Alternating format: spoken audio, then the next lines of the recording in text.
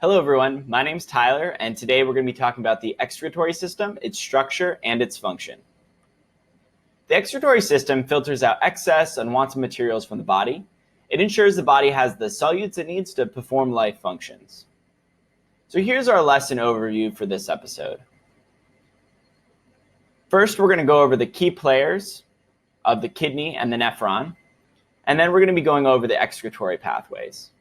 So here's our anatomy of the kidney. So first, let's look at the cortex, and that's going to be where blood enters the kidney from the body.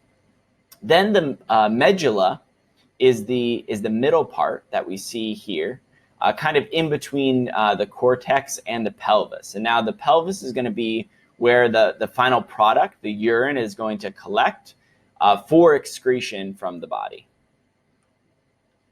Here we have a single nephron. The nephron is